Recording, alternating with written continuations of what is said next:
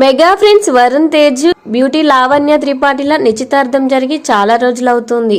ఇద్దరు ఈ మధ్య ఫారెన్ లో కూడా కనిపించారు. డెస్టినేషన్ వెడ్డింగ్ నిమిత్తం మంచి ప్లేస్ కోసం ఇద్దరు సెర్చ్ చేస్తున్నట్లుగా వార్తలు వచ్చాయి.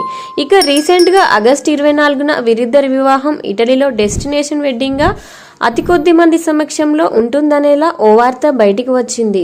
మ్యారేజ్ తర్వాత రిసెప్షన్ మాత్రం హైదరాబాద్ లో చాలా గ్రాండ్ గా ప్లాన్ చేస్తున్నట్టుగా టాక్ వచ్చింది. 24న పెళ్లి, 25న వరుణ్ తేజ్ నటించిన గాడివదారి అర్జున సినిమా విడుదల అనేలా ఇప్పటి వరకు టాక్ వినిపిస్తూ వచ్చింది. కానీ ఇప్పుడు సినిమా రిలీజ్ మాత్రమే ఉంటుంది, పెళ్లి ఇప్పుడప్పుడే కాదనేలా టాక్ వినబడుతోంది. వాస్తవానికి పెళ్లికి సంబంధించిన డేట్ ని ఇంతవరకు ఫిక్స్ చేసుకోలేదని మెగా వర్గాల నుంచి తెలుస్తోంది. ఒకవేళ డేట్ ఫిక్స్ అయి ఉంటే ఈసారికే పెళ్లి హడావిడి మొదలవ్వాలి. ఎందుకంటే ఆగస్టు 24 అంటే ఇక 12 రోజులు మాత్రమే టైం ఉంది. నిజంగా డేట్ ఫిక్స్ అయి ఉంటే ఇప్పుడు మెగా ఫ్యామిలీలో పెళ్లి హంగామా నడుస్తూ ఉండేది. కానీ అలాంటిదేమీ కనిపించడం లేదు. దీంతో పెళ్లికి సంబంధించి వినిపిస్తున్న వార్తల్లో నిజం లేదనేది తెలుస్తోంది.